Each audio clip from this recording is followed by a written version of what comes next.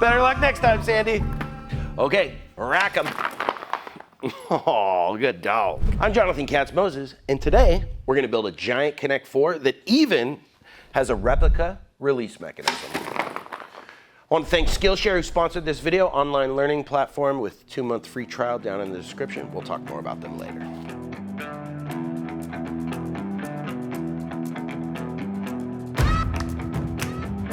We're gonna do layout, and I have created this drawing in Fusion 360 that gives me my location of all my holes. Now on the holes, I got a little bit of leeway because they're just essentially visual holes. The piece is sized to fit the trivets, which are these cork things we're using for the game pieces. It's sized to fit those up and down perfectly, and left to right, I gave it like, 1/8 of an inch of tolerance just so that we could get it right. So what's most important is gonna be those dividers and getting those right. And I have a layout for that, and I've got a layout for the center of my holes. The holes are gonna be 6 inches, I believe. And so the trivets are 7 inches, so if you get you could literally be off by 1/4 inch. It might not be visually pleasing, but you're still gonna cover your whole game piece and it's gonna be good. So we're gonna do layout. First, I'm gonna size my Baltic birch plywood on the table saw and get it to the perfect size and make sure it's square. And then we're gonna start doing layout, and we'll label everything first, and then we'll cut both pieces of Baltic birch at the same time. Probably just double stick tape them together, and that'll save us a ton of time. Because I've made one of these before, and trust me, you think you like drilling holes, man, you're gonna get some practice on this one. So let's get over the table saw and get this thing cut up.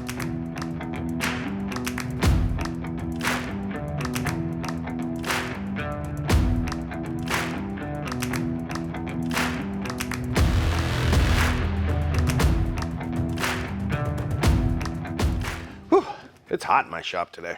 So we're gonna go ahead and do layout. I'm gonna lay out absolutely everything here because I want to kind of see where everything's gonna go and plan everything. Now this is where you wanna pick the inside of your board.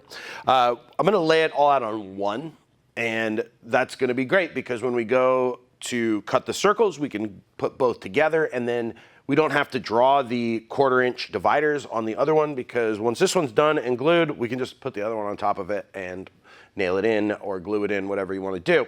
So let's do some layout, and this is going to take a little while, but that's okay because we're going to get it right and make sure we don't make any mistakes.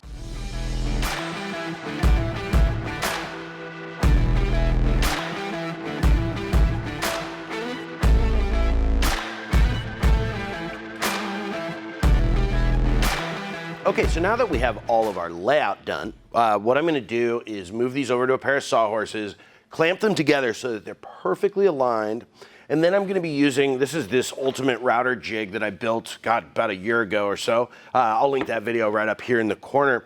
And one of the things it has on it is all these little holes for different size circles. So I'm going to use that. I'm going to drill a 1/4 inch hole at the intersection of each one of my lines, being careful to make sure that I'm doing the intersections that we just drew and not the separators or the dividers for the columns. And these holes don't matter their size because we've already built our thing to hold 7-inch trivets tall. And so the holes, I'm gonna make 6-inch holes. I think that's gonna be a good size that'll allow 1 inch in between each hole.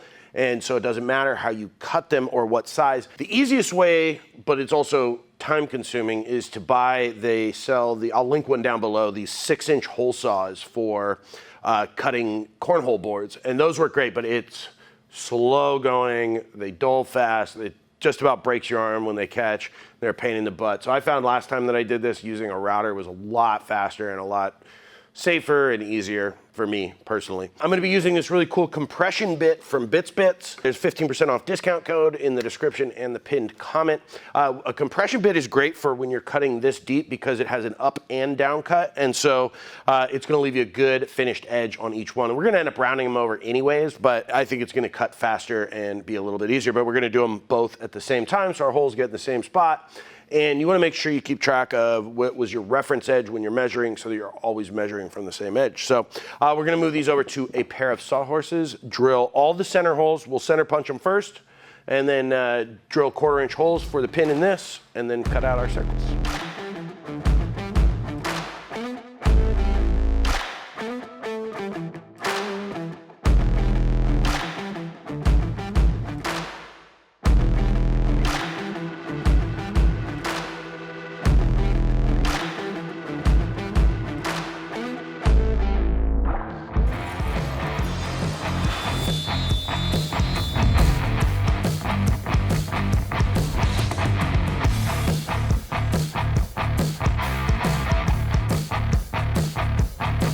Okay, so now that we have our holes cut out, we're gonna go ahead and round over all the circles and the edges. And honestly, I had a little tear out on mine it's gonna be the inside of the game piece, but if I would do this again, I would probably add a backer board. Doing the round over is great because it's going to clean up any tear out you have and make all those edges look nice. One thing to be cognizant of is that your bearing needs X amount of room to ride on. So if your round over is too big, then your bearing, when you flip it over, may not have a space to ride on. So make sure you use a test piece to ensure that you can do both sides. If you can't, use a smaller round over or don't do the inside of the board. While we do the round over, I want to tell you about our sponsor, Skillshare. Skillshare is an online learning community that has top-notch classes for business and creativity. Now, you have seen me use the layout chart that I used in this video, and I couldn't have done that without Skillshare. There's a great class that I took called Learn Fusion 360 in 30 days. Now, you guys know I'm always telling you to learn Fusion. It is just the best. And there was one particular unit in that class that I remember that really helped me on this project, which was the pattern function. Normally to do something like this would have taken me hours, would have taken me a whole day of just laying out circles and making sure they were in the right place. This took me 20 minutes to do. And in fact, you can benefit from what I've learned by going over to my website and picking up the layout plan for this. Another class that I'm taking right now is 3D printing. I'm just getting into 3D printing, and there's a really great class. I'll link both these classes below, as well as a link for you guys to get Skillshare for 2 months free. You gotta do this, guys, because learning Fusion 360 will help you so much in your making, just your woodworking, anything else you do. It makes a huge difference to be able to model that quickly and efficiently in the computer before you start to work on it. It's something I try and do every project, and it really, really helps in the planning phase. Skillshare is super affordable, and a premium membership is only $10 a month after that 2-month free trial, and allows you access to join the communities that suit you. These are all curated classes. This isn't just like some YouTube learning platform where there's just a variety of junk you have to wade through. Everything on Skillshare is great. So links are down in the description. Take advantage of that 2-month trial. Learn Fusion. I'm telling you, it's really gonna help you out. So let's get back to the build.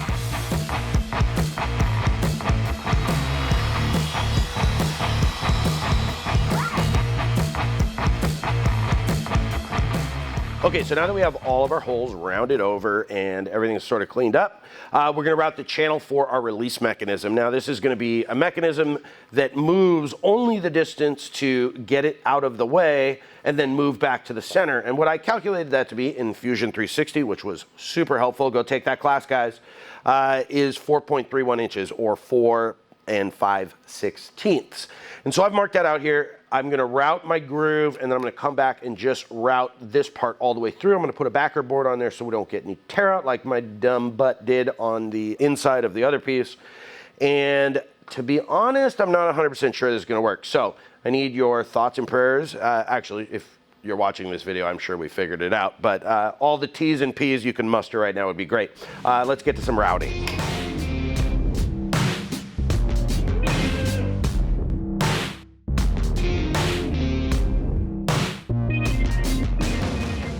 All right, apparently somebody, Chad, I'm looking at you, was not giving me enough T's and P's, and my 1/2-inch bit came loose in the collet, which was terrifying because it came out right here and felt very unsafe. But like I always say, guys, woodworking is not about being perfect, it's about fixing your mistakes. So this gives us a great opportunity. I'm just gonna move my lever for moving the release thingy, my jobber, over one. And so what you need to be careful of is it's mirrored. So you don't want to just do it the same as you're doing your grooves. You need to mirror that to the other piece. So it's actually going to be on the other side on this top piece. So I'm just going to make some minor math adjustments and put my release right here.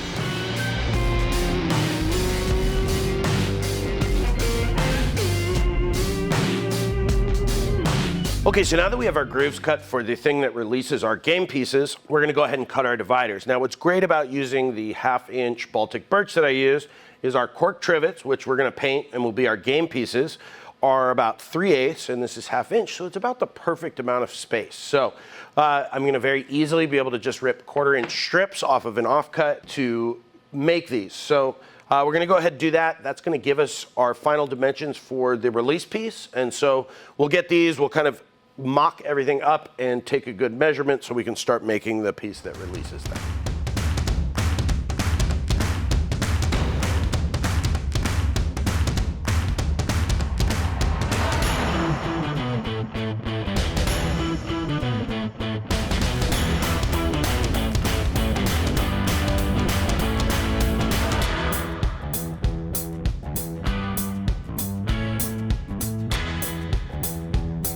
Okay, now here's again the beauty of using 1/2-inch Baltic birch and making things fit that. So I did a 1/2-inch groove here, and I've cut a piece of Baltic birch that was a 1/4 inch deep. That's how deep I did the groove. And then all I did was I put it in here and I redrew my lines for my dividers. And so now what I'm gonna do is cut off the ends of each of these dividers and just glue them in between here. And then I'll leave them long and then just flush trim them. And then you can see here, I'll just trim it to length so that this whole piece can be encapsulated in here.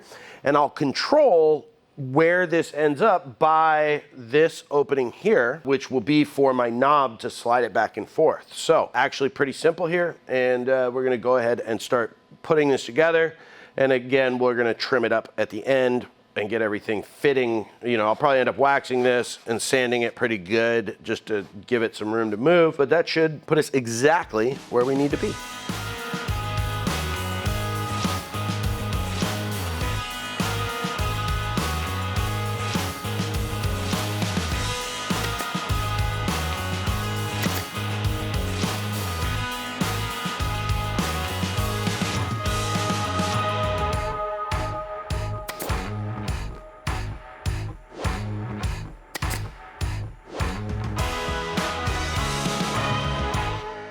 All right, so we're getting there, guys. All that is left to do, we're gonna flush trim up this thing with our new Sweezan flush trim saw, and then we're going to mill up some lumber for our legs. We're gonna paint our trivets, and then we're gonna get our other piece, I don't even know where it is. We're gonna get our other piece glued on and clamped down. Now I'm not gonna nail in that other piece, just on the ends actually, because that's gonna be covered by the cherry we're gonna use for the legs. And then you want to make sure that before you glue it up, you wax the rail for your release guy, because you want to make sure that that's sliding nice and easy. You don't want to glue this up and then have a problem because you're not going to be able to get in there to fix it. So let's get this thing finally put together, paint our trivets, and get our leg stock milled up.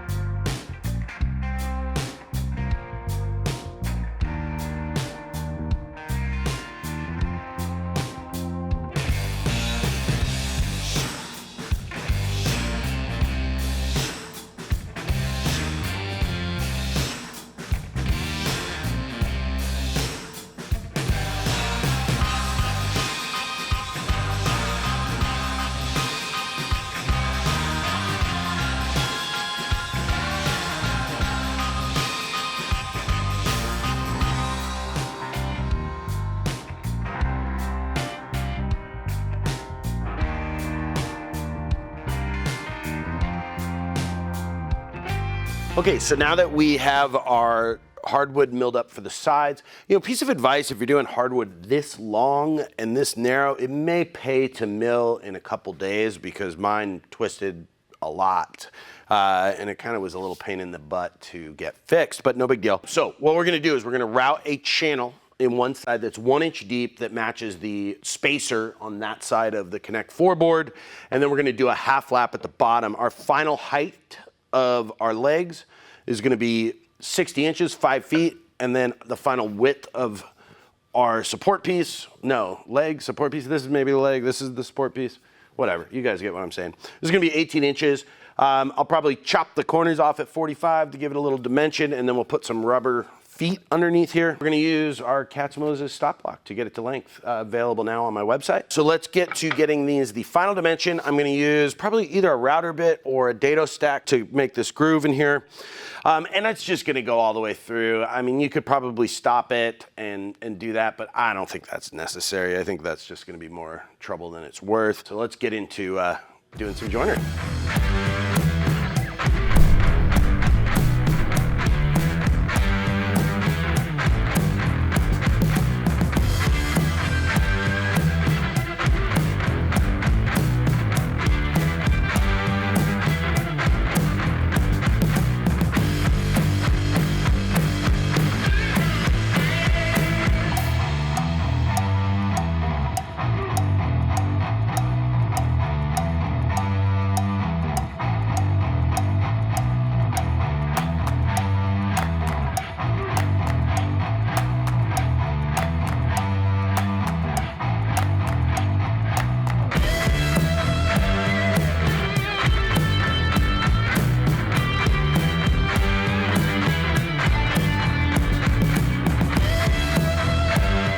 Okay, now it is time to figure out our release mechanism, which is going to be pretty easy. So I designed it so that it bottoms out against the leg over here, and that's the completely open position. So I don't need to worry about where the handle is for that.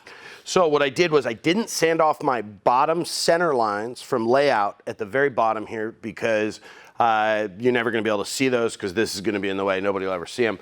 And I'm going to use that to align my piece where the pieces are locked in the play position. So if I put those right on the center line, then I can mark this right here and say that my stop needs to go to right there.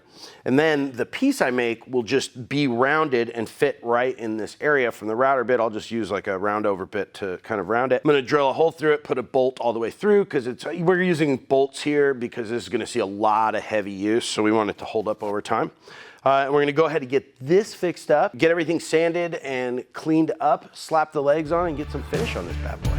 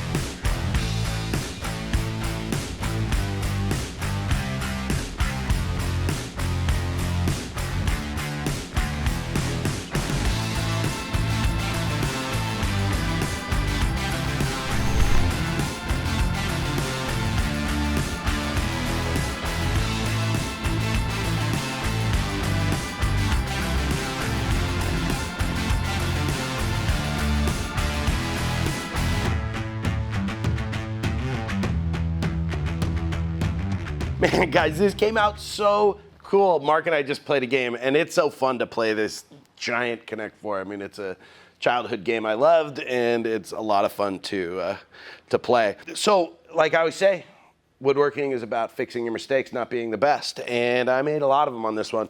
First of all, on the circles, I should have used backer board on the bottom piece. There was a ton of tear out. Didn't matter though, it was in the inside of the game, so you can't see it at all. I really wish I had pre-finished the insides of these boards. I realized after I glued it up that it was gonna look terrible looking down if there was no finish on the inside because nothing would match. So we spent a lot of time getting in there and finishing it, and I could have easily saved that by just pre-finishing beforehand. Just make sure you don't finish where your glue is going to go. Also, you saw, I talked about it earlier, I had a router bit that came loose out of the collet. That was actually really scary. I should have tightened it. I thought I did. But we just adjusted and said, okay, let's just move the slot where that goes, and we're just fine. So the interior mechanism is awesome. I built one of these before, and I built a terrible release mechanism. It broke all the time, and I wasn't really happy with it. Everything else is primo solid. I'll probably end up putting some bolts in the side, but right now it looks so good, so clean that I'm gonna let it be for now and see how it holds up, but I think it'll hold up just fine. Oh, the other thing I did was I ordered Trivets, and they said 7-inch Trivets, and it turned out they were 7 1/4 inches. So I actually had to flush trim all of these down to 7 inches. I will have adjusted that measurement in the plan so that this is for 7 1/4 inches, so it'll be, you know, another 2 1/4 inches wide, but that's no problem because that still fits on a piece of Baltic birch. Guys, I don't know what else to say. This was just an absolute blast. I highly suggest you go check out those plans on my website. Pick up a Katz-Moses t-shirt, a cat that looks like Moses. I mean, come on. If that's not punny, I don't know what is. Grab a stop block or a dovetail jig from the Katz-Moses store. Really helps the channel. Thank you so much, Skillshare, and you guys for watching. Stay safe in the shop and have a wonderful day.